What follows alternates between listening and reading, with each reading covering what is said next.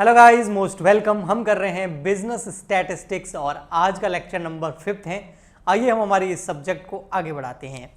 आज जो हम करने वाले हैं वो एग्जाम में इसका थ्योरी क्वेश्चन भी आता है और आगे जो हम न्यूमेरिकल करेंगे उसमें भी हमें काफ़ी हेल्प करेगा। तो वह है collection and presentation of statistical data. भाई जो स्टैटिस्टिकल डेटा होता है उसका कलेक्शन कैसे होता है, एंड सेकंड पार्ट में हम करेंगे प्रेजेंटेशन। तो आज का लेक्चर डेटा का कलेक्शन कैसे किया जाता है, उसके क्या मेथड्स है, क्या टेक्निक्स है, वो हम पढ़ेंगे।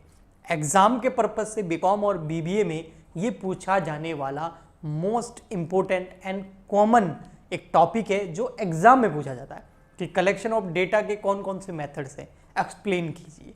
ठीक है, तो चलिए यहाँ ये तो मेरे बारे में डिटेल है। एक चीज़ यहाँ आपको दिख रही होगी, ये 96 के सब्सक्राइबर है, अब सॉरी 98 के हो गए हैं।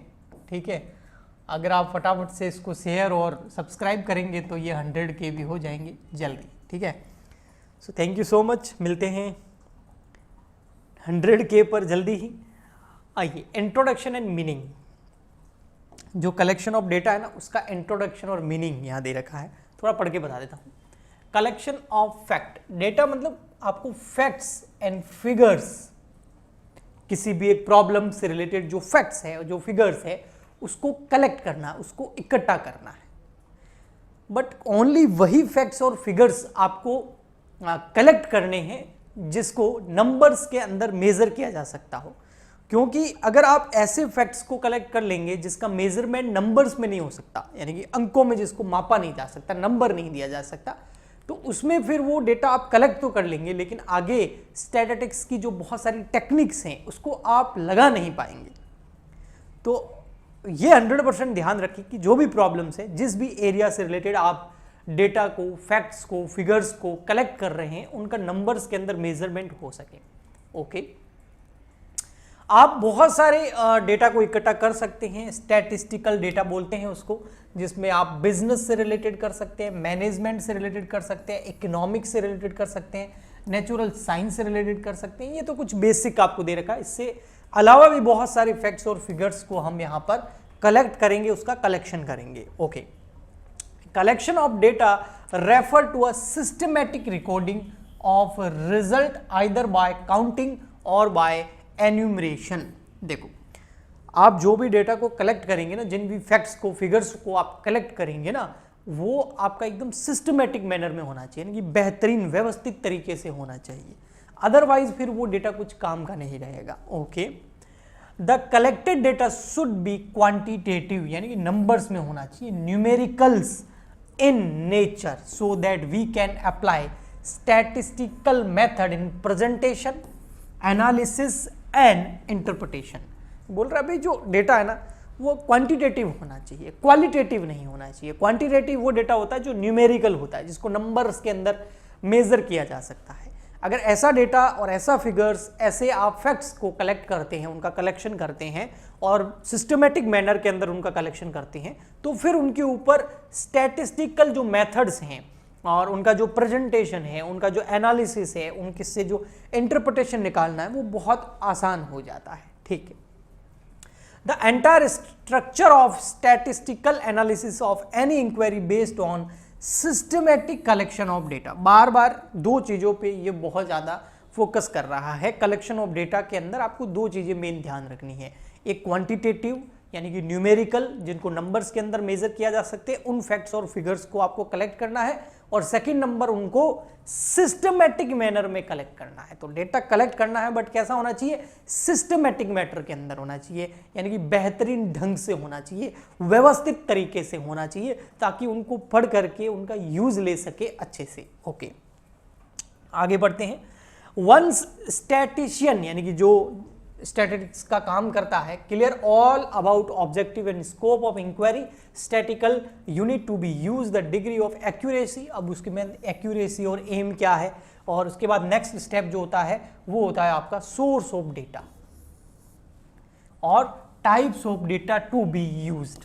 जो स्टैटिशियन होता है ना, जो स्टैटिकल डेटा का यूज करता है, आगे कलेक्शन का काम करता है, फिर उसके आगे presentation, tabulation, analysis, interpretation, reporting जो करता है वो स्टैटिशियन होता है। वो बोल रहा है कि भैया आपने बेहतरीन तरीके से सिस्टमेटिक मैनर में उन फिगर्स को, उन डेटाज को, उन फैक्ट्स को कलेक्ट कर लिया जो कि नंबर्स के अंदर मेजर हो सकता है। ठीक है, आपने कलेक्ट कर लिया, बहुत अच्छा हुआ, लेकिन आपको जो वो फैक्ट्स और फिगर्स आपने कलेक्ट किया है उसका सोर्स क्या है वो बताना पड़ेगा कि ये भी कहाँ से आया, इसके पीछे फैक्ट क्या है, ये डेटा कहाँ से लिया भैया। जैसे फॉर एग्जाम्पल के लिए किसी छोटे बच्चे को अगर मम्मी पकड़ ले और उसके देखे उसके हाथ में जो है 100-200 रुपए हैं, नोट पड़ा है 100-200 रुपए का, अब 100 या 200 का नोट है मान लेते हैं, तो सबसे पहला क्वेश्चन क्या होगा, कहाँ से आया, इसका सोर्स क्या है, किसने दिए तुझे, ये चोरी किए, किसी और ने दिए, कहाँ से लाया। तो सोर्स ऑफ डेटा बहुत इंपॉर्टेंट है। अगर वो बोलता भैया हमको ये जो है इन्होंने दिए, ओके ठीक है, उससे पूछा तुमने दिए, हाँ ओके ठीक है, तो सोर्स ऑफ डेटा बहुत जरूरी है, कहाँ से इंफॉर्मेशन ये आई। आप कोई बात किसी के सामने रख रहे हैं और अगर आप सोर्स के साथ रखें तो सामने वाला बहुत ज़्यादा जो है प्रभावित होगा। तो सोर्स ऑफ डेटा या हर चीज़ का सोर्स बहुत ज़रूरी है ना। हम ऑक्सीजन ले रहे हैं, सोर्स क्या है ना, जो भी पेड़ पौधे हैं वो सोर्स है, तो हमको पता है कि ये है तो हम हैं, तो हम क्या करेंगे, उनको और पेड़ पौधे लगाएंगे, उनकी सेफ्टी का ध्यान रखेंगे, है ना, वो ज़रूरी है। तो ऐसे सोर्स बहुत इंपॉर्टेंट है। तो जो डेटा है उसका सोर्स क्या है, और सोर्स अब यहां पर हम पढ़ते हैं। Broadly speaking there are 2 types of datas, 2 type का डेटा होता है, और वो 2 टाइप का जो डेटा होता है उनके फिर हम आगे सोर्सेस देखेंगे। फर्स्ट डेटा होता है प्राइमरी और सेकंड डेटा होता है सेकेंडरी। अब ये 2 तरह का डेटा होता है, एक प्राइमरी डेटा और एक होता है सेकेंडरी डेटा। फिर हम देखेंगे भाई प्राइमरी जो डेटा होता है उसका सोर्स क्या है, फिर हम देखेंगे जो सेकेंडरी डेटा होता है उसका सोर्स क्या होता है ना। डेटा को कलेक्ट करेंगे तो 2 तरह का डेटा आपको मिलेगा, प्राइमरी और सेकेंडरी। फिर प्राइमरी के सोर्सेस देखेंगे, सेकेंडरी के सोर्सेस देखेंगे। लेकिन सबसे पहले देखते हैं प्राइमरी डेटा क्या होता है और सेकेंडरी डेटा क्या होता है। तो देखिए जी, अगर एक लाइन के अंदर मैं आपको बताऊं कि प्राइमरी डेटा क्या होता है तो समझिए, प्राइमरी डेटा वो डेटा होता है जो आपको मान लेते हैं कोई एनालिसिस करना है और आप खुद इन्वेस्टिगेट करके डेटा को कलेक्ट कर रहे हैं, तो प्राइमरी डेटा हो गया। सेकेंडरी डेटा वो होता है जो पहले से ही किसी ने इकट्ठा कर रखा है, आप केवल उसका यूज कर रहे हैं, वो सेकेंडरी डेटा हो गया, है ना। जैसे होता है ना सेकंड हैंड, सेकेंडरी यानी कि सेकंड हैंड, जो पहले कोई यूज कर चुका है उसका हम यूज कर रहे हैं, वो सेकेंडरी डेटा। प्राइमरी का मतलब हम खुद फर्स्ट टाइम उसका यूज करेंगे, कलेक्ट किया हमने खुद ने और फर्स्ट टाइम हम ही उसके यूजर है, तो प्राइमरी डेटा हो गया। सेकेंडरी डेटा ऑलवेज कहीं ना कहीं से यूज किया हुआ होता है, हम तो केवल उसको यूज ही करते हैं सेकेंड टाइम, हमने उसका कलेक्शन नहीं किया, कलेक्शन किसी और ने किया। वो बात होगी ना, सास भी कभी बहू थी, वो प्राइमरी डेटा ही आगे जाके सेकेंडरी डेटा बनेगा। हमने मार्केट के अंदर रिसर्च करी, डेटा इकट्ठा किया, ये हो गया हमारे लिए प्राइमरी। हमारे लिए जो प्राइमरी डेटा है हमने पूरी मेहनत करके उसको कलेक्ट किया है, ठीक है, और सिस्टमेटिक मैनर में रखा है। अब उसी डेटा का कोई और यूज किया कर रहा है तो उसके लिए वही डेटा सेकेंडरी हो गया। ठीक, देखो, it is the data which is collected for the first time collect कर रहे हैं और फर्स्ट ही हम उसको यूज करेंगे। बढ़िया सी शोरूम से एकदम नई कार निकाली, फर्स्ट टाइम हमने उसको यूज किया और फर्स्ट टाइम ही हमने, तो वो हम फर्स्ट टाइम यूजर हो गए। उसके बाद हमने 2 साल यूज करके उसको बेच दिया, वो सेकेंडरी हो गए, है ना, उसने डायरेक्ट नहीं खरीदी है। समझ में आया। पर ये तो मैंने एक सिंपल सा एग्जांपल दिया है, इसका स्टैटिस्टिक्स जो डेटा हम बात कर रहे हैं उससे रिलेशन नहीं है, क्योंकि हम कार तो सीधी परचेज करके आ जाते हैं पैसे में, यहाँ पर डेटा परचेज नहीं होता, वो सेकेंडरी हो जाएगा। फिर हम खुद एनालिसिस करके डेटा को कलेक्ट करेंगे, ठीक है, ओके। तो प्राइमरी डेटा हो गया।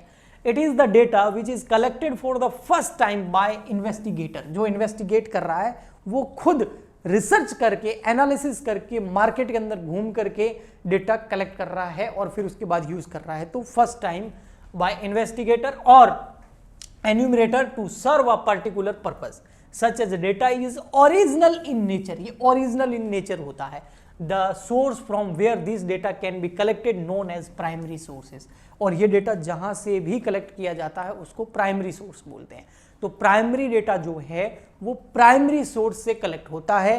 प्राइमरी डेटा को जो इन्वेस्टिगेटर होता है वो फर्स्ट टाइम कलेक्ट भी करता है, यूज भी करता है, okay. In India the organization such as central statical organization CSO census of India, national sample survey NSSO and reserve bank of India यानी कि RBI are the organizer which collect and publish the primary data. ये जो organisations होती है ना, ये first time market के अंदर डेटा को कलेक्ट करती है, फिर उसको पब्लिश करती है, फिर लोग उसको यूज करते हैं, तो वो सेकेंडरी हो जाता है। ओके, फर्स्ट तो वो अपने लिए यूज करती है। RBI अगर कोई डेटा कलेक्ट करेगी और उसके बाद खुद ही यूज करेगी, फिर यूज करने के बाद में हो सकता है कोई दूसरे भी यूज करे अगर पब्लिश कर दे तो, ठीक। Okay, they are primary sources of data, ये प्राइमरी सोर्सेज है, यहां से आपको प्राइमरी सोर्स डेटा मिल सकता है। However any researcher and can collect primary data based on this requirements. Okay, next आता है secondary data. Secondary data refer to the data which is originally collected and published by authorities other than who require it. Primary data में क्या होता है, जिसको जरूरत है वही मार्केट के अंदर रिसर्च करके डेटा को इकट्ठा कर रहा है, ये प्राइमरी डेटा हो गया। सेकेंडरी में क्या हो गया, जिसको जरूरत है वो मार्केट से जाके रिसर्च करके कलेक्ट नहीं कर रहा है, वो तो किसी और ने कलेक्ट कर रखा है, उसका डेटा यूज कर रहा है, ये सेकेंडरी हो गया। ओके, ठीक है, आपको अच्छे से आ गया होगा। Such data is already available, पहले से अवेलेबल है in the some government publication, researcher study, journals, newspapers. Main source of secondary data may be classified into following categories. यहां पर मैं आपको सेकेंडरी डेटा की कुछ कैटेगरीज भी बताता हूं। अब ये कौन कौन सी होती है, एक तो होती है पब्लिश सोर्स। अब पब्लिश सोर्स मतलब क्या हो गया, ऐसे बहुत सारे ऑर्गेनाइजेशन हैं जो डेटा को कलेक्ट करते हैं, यूज करते हैं, पब्लिश करते हैं, और पब्लिश इसलिए करते हैं ताकि उसको बाद में और भी बहुत सारी ऑर्गेनाइजेशन यूज कर सके, ठीक है। Publish source of secondary data basically refers various national and international organization and agency which collect and publish the statistical data relating to business, trade, labor, price, consumer, production, investment, saving, population, unemployment, bank, financial institution, corporations, बहुत सारी field के data, बहुत सारी एजेंसियां national international level पर government एजेंसियां data को इकट्ठा करती है, उसके बाद पब्लिश करती है ताकि दूसरे लोग भी इसको यूज कर सके, वो सब सेकेंडरी डेटा होता है। और इन एरिया से रिलेटेड आपको सेकेंडरी डेटा बहुत आसानी से मिल जाता है। यहाँ पर नीचे कुछ ऑर्गेनाइजेशन के नाम भी हैं जो सेकेंडरी डेटा को जो है पब्लिश करती है। इसके अंदर central and state government, foreign governments आ जाती है, इंटरनेशनल बॉडीज आ जाती है लाइक IBRD, IMF है ना, इंटरनेशनल मॉनेटरी फंड, ठीक है, ADB, ILO यानी कि international labour organization, UNATO, united nation organization, WTO, world trade organization, WHO, world health organization, ये डेटा कलेक्ट करती है, उसके बाद पब्लिश करती है, फिर लोग उसका यूज़ करते हैं। जैसे अभी कोविड आया था तो WHO ने ही डेटा सारा कलेक्ट किया, तो उसके लिए तो प्राइमरी हो गया, लेकिन बाद में उसने पब्लिश कर दिया, तो फिर अब जो उसका यूज़ कर रहे हैं उनके लिए वो सेकेंडरी डेटा हो गया। Okay, publications of semi government organization भी आपको सेकेंडरी डेटा पब्लिश करती है। इसमें RBI आ गया, आपका बुलेटिन्स आ गया, reports of currency and finance आ गया, और भी बहुत सारी ऑर्गेनाइजेशन यहाँ आपको देखने को मिलेगी जो सेकेंडरी डेटा डेटा कलेक्ट करती है, उसके बाद पब्लिश करती है ताकि लोग यूज कर सके। फिर आते हैं unpublished sources. It cover all two sources of secondary data where records are maintain by private agency. जो प्राइवेट एजेंसी होती है ना, हाँ, वो सेकेंडरी डेटा को जो है अगर पब्लिश करती है तो वो हो गए अनपब्लिश्ड सोर्स, क्योंकि प्राइवेट एजेंसी जो होती है ना, प्राइवेट एजेंसी और business firm for their own use and are restrictedly available for use of general public. वो अपने लिए ही पब्लिक इकट्ठा करती है, बाद में जनरल पब्लिक उसका यूज नहीं कर पाती है क्योंकि वो उस डेटा को कभी पब्लिश ही नहीं करती है, तो उसको बोलते हैं अनपब्लिश। ओके, अब यहां पर आपको डिफरेंस भी दे रखा है, देखो, प्राइमरी डेटा का और सेकेंडरी डेटा का। Primary data is a first hand information and original in nature. First hand information, ठीक है, सबसे पहले हमने इंफॉर्मेशन निकाली है मार्केट से रिसर्च करके और हम ही उसको यूज कर रहे हैं। Secondary data is in the form of completion of existing data और ऑलरेडी पब्लिश डेटा। पहले से डेटा अवेलेबल है, किसी ने कलेक्ट करके रिसर्च करके डाल रखा है, हम केवल उसका यूज कर रहे हैं। Okay, the collection of primary data involve huge resources in terms of money, time, finance, energy. बिल्कुल, प्राइमरी डेटा अगर आपको इकट्ठा करना है तो बहुत सारा पैसा खर्च होगा, समय लगेगा, पैसा लगेगा और एनर्जी भी लगेगी। लेकिन सेकेंडरी डेटा जो है उसमें ये सब बिल्कुल नहीं लगता, बहुत सस्ते में आपको अवेलेबल हो सकता है, कई बार तो फ्री ऑफ कॉस्ट भी अवेलेबल होता है। Primary data is usually collected by keeping in mind the purpose for which it is collected, so it is suitable will be more. ये अपने लिए बेहतर होता है क्योंकि हम अपने हिसाब से ही हमको जो जरूरत है उससे रिलेटेड डेटा इकट्ठा करते हैं। सेकेंडरी डेटा मे और may not be suit the purpose. Secondary data हो सकता है हमारा पर्पज पूरा नहीं कर पाए जिसके लिए हम उसको परचेज कर रहे हैं या उसका हम यूज कर रहे हैं, ठीक है, okay. Primary data may be use as it is in its original form, इसको ओरिजिनल फॉर्म में यूज किया जा सकता है। सेकेंडरी डेटा के अंदर हो सकता है कुछ प्रिकॉशंस हो जो हमें लगानी पड़ेगी, या कुछ हो सकता है चेंज भी कर दी हो, हमें पता भी ना हो। Primary data are more reliable, accurate और एडुकेट होता है। मतलब रिलायबल मतलब विश्वास करने योग्य होता है, एक्यूरेट मतलब एकदम करेक्ट होता है, एडुकेट मतलब पर्याप्त होता है, जितना हमको चाहिए उतना अवेलेबल होता है। लेकिन सेकेंडरी डेटा जो है नॉट ऑलवेज, हर बार ऐसा नहीं होगा कि रिलायबल हो, हर बार ऐसा नहीं होगा कि एक्यूरेट हो, हर बार ऐसा नहीं होगा कि एडुकेट हो सकता है आधा अधूरा हो, ओके, जो आपके काम ही नहीं आए, आपका पर्पज उससे हो सकता है पूरा ही ना हो। मेथड्स दे रखे हैं कलेक्शन ऑफ प्राइमरी डेटा की। भाई प्राइमरी डेटा को कहाँ से कलेक्ट कर सकते हैं, उसके क्या मेथड्स हैं, तो उसके 6 मेथड्स हैं प्राइमरी डेटा को कलेक्ट करने के। एक है डायरेक्ट पर्सनल इंटरव्यू, आप इंटरव्यू ले लीजिए। एक इनडायरेक्ट ओरल इंटरव्यू होता है। फिर information received from local agencies और mailed questionnaires method, schedule send through enumerators और टेलीफोन सर्वे। केवल पॉइंट याद कर लीजिए, इसके अंदर क्या लिखना है मैं आपको ऐसे ही बता देता हूँ। डायरेक्ट पर्सनल इंटरव्यू में ये होता है कि आप इंटरव्यू लेंगे, जो इन्वेस्टिगेटर है ना वो इंटरव्यू लेगा, जहाँ जहाँ जिन जिन लोगों का आपको डेटा निकालना उन लोगों के इंटरव्यू लेगा, सामने डायरेक्ट सामने बिठा के इंटरव्यू लेगा। समय लगेगा, पैसा भी लगेगा इसमें, ठीक है। इनडायरेक्ट ओरल इंटरव्यू, इसका मतलब ये होता है कि हम डायरेक्ट जिससे इंफॉर्मेशन निकालनी है उसका इंटरव्यू नहीं लेंगे, उसके पड़ोसियों से, उसके रिश्तेदारों से पूछताछ करेंगे। जैसे किसी घर में रिश्ता करना होता है ना, तो आस पास के लोगों से पहले पूछताछ की जाती है, फिर जाके उनसे बात की जाती है। तो वैसा ही है ना, आसपास के उसके जो जान पहचान वाले ना उनसे पूछा जाता है कि भैया क्या मामला है। तो वो हो गया आपका इनडायरेक्ट, डायरेक्ट नहीं इनडायरेक्ट, उसके बारे में सारी जानकारी निकाल देना। Information received from local agency and correspondence, जो बहुत सारी लोकल एजेंसीज हैं जो बहुत सारा रिसर्च करती रहती है, उनसे इंफॉर्मेशन निकालना। और मेल्ड क्वेश्चनरीज मेथड, ये आजकल ऑनलाइन का ज़माना है तो ये बहुत यूज़ होता है।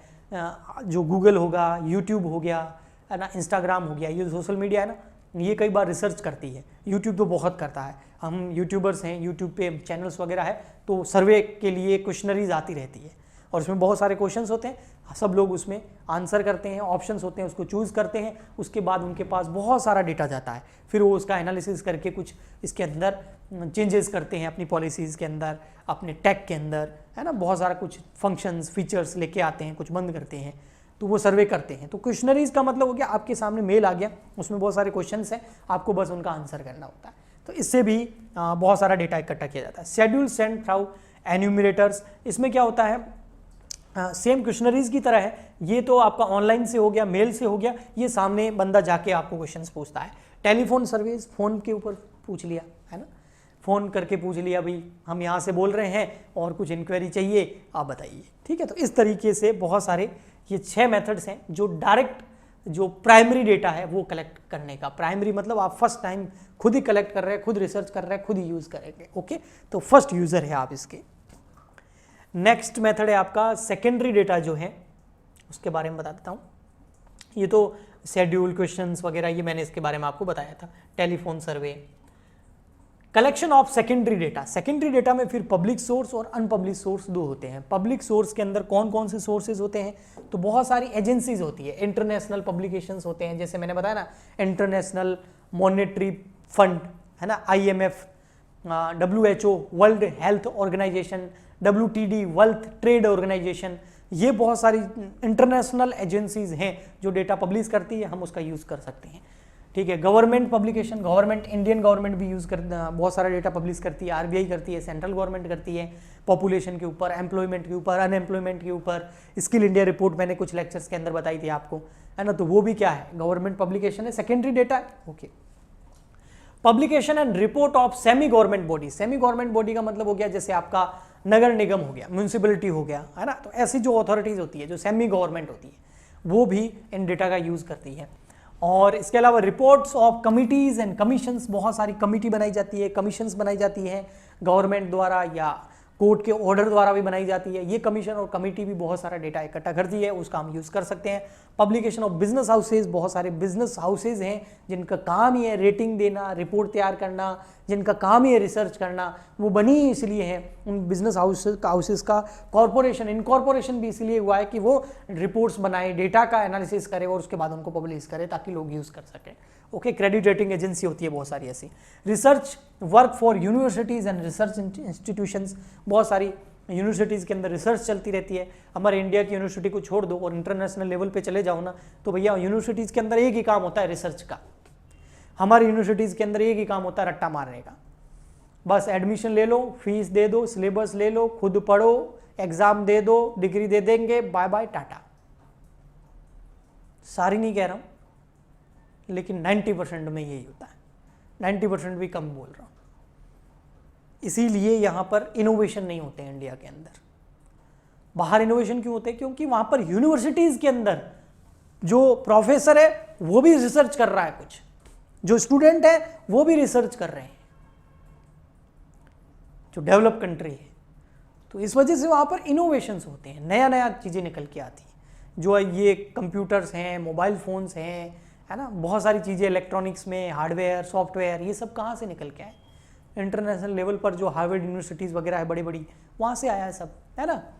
तो जिस दिन इंडिया में ये होने लग गया ना भैया, मज़ा आ जाएगा, पता नहीं कब होगा। न्यूज़पेपर्स एंड जर्नल्स हो गए, मार्क्स रिपोर्ट्स हो गई, मार्केट रिपोर्ट्स हो गई। न्यूज़पेपर और जर्नल से भी आप डेटा ले सकते हैं, सेकेंडरी का, मार्केट रिपोर्ट से भी ले सकते हैं।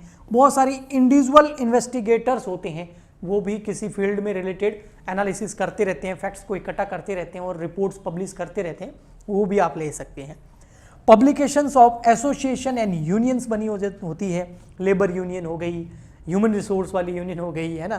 तो ये भी बहुत सारी रिपोर्ट पब्लिश करते हैं, उनका भी आज यूज़ कर सकते हैं। तो ये सेकेंडरी डेटा के सोर्सेज हैं जो पब्लिश होते हैं। कुछ ऐसे सेकेंडरी डेटा के सोर्सेज होते हैं जो अनपब्लिश होते हैं। ये अधिकतर जो प्राइवेट सेक्टर होते हैं वो इन प्राइवेट सेक्टर्स जो होते हैं ना, हाँ, वो एनालिसिस करते हैं, डेटा को कलेक्ट करते हैं, लेकिन वो बहुत ज़्यादा डेटा को जो है पब्लिश नहीं करते हैं, लेकिन अगर वो मिल जाए तो उसका भी यूज़ किया जा सकता है। तो यहाँ आज के लेक्चर के अंदर हमने पढ़ा डेटा जो है उसका कलेक्शन करना होता है। तो डेटा दो टाइप का होता है, प्राइमरी डेटा और सेकेंडरी डेटा। फिर हमने पढ़ा जो प्राइमरी डेटा है, हाँ, वो प्राइमरी डेटा कहाँ से कलेक्ट होगा? प्राइमरी सोर्सेज से। प्राइमरी सोर्सेज कौन कौन से होते हैं वो बताएं मैंने। उसके बाद हमने पढ़ा कि सेकेंडरी डेटा जो होता है, हाँ, उसके सोर्स क्या होते हैं, उसके सोर्सेज कौन कौन से होते हैं वो भी हमने पढ़ा। आप जो है अगर आपको ये PDF चाहिए तो मैं आपको एक काम कर सकते हैं, ये PDF अगर आपको चाहिए तो ये PDF का लिंक तो नहीं मिल पाएगा। अगर आपको ये चाहिए तो ये आपको हमारे टेलीग्राम चैनल पे मिल सकता है। आप हमारा टेलीग्राम चैनल ज्वाइन कर लीजिए, वहाँ पर मैं कुछ जो इम्पोर्टेंट, देखो बेटा सारा मटेरियल में PDF का अवेलेबल नहीं कराता हूँ, कुछ बच्चों को फिर कन्फ्यूज़न हो जाएगा, फिर वो परेशान होंगे, फिर वो जो है सोचेंगे सर बोलते क्या है करते क्या है। देखो बेटा बहुत मेहनत लगती है इन डेटाज टाइप वगैरह कराने की, है ना। तो फ्री ऑफ कॉस्ट में ज़्यादा तो प्रोवाइड नहीं करा सकता आपको PDFs, बट जो इम्पोर्टेंट होते हैं ना भाई, एग्ज़ाम में आने लायक है, जैसे ये एग्ज़ाम में आने लायक है, तो इसका PDF मैं टेलीग्राम पे डाल दूंगा। टेलीग्राम जो चैनल है हमारा, आप वो ज्वाइन कर लेना, ठीक है। टेलीग्राम चैनल का नाम है CWG फॉर BCom, ठीक है। मैं फिर कह रहा हूँ स्टैटिस्टिक्स के सारे PDF वहाँ नहीं डालूंगा, जो इम्पोर्टेंट है केवल वो डालूंगा, ओके। इसके अलावा अगर किसी को पेड क्लासेस ज्वाइन करनी है तो हमारा ऐप डाउनलोड कर सकते हैं। जैसे YouTube पे फ्री लेक्चर आते हैं, रिकॉर्डेड आते हैं, वहाँ पर स्टैटिस्टिक्स की लाइव क्लास भी स्टार्ट हो गई है। आप चाहे तो हमारा पेड कोर्स भी ज्वाइन कर सकते हैं। ऐप का लिंक इस वीडियो के नीचे डिस्क्रिप्शन पे मिल जाएगा। ऐप के अंदर फ्री कुछ भी नहीं है, जो फ्री है YouTube पे है या फिर टेलीग्राम पे है। ऐप पे नोट्स लेक्चर सब पेड है, ये मैं क्लियर कर दूँ बच्चों को, ताकि जो है मिसकम्युनिकेशन स्टूडेंट्स और हमारे बीच में ना रहे, ओके। मिलते हैं नेक्स्ट लेक्चर में, आज के लिए इतना ही, तब तक के लिए goodbye and thank you.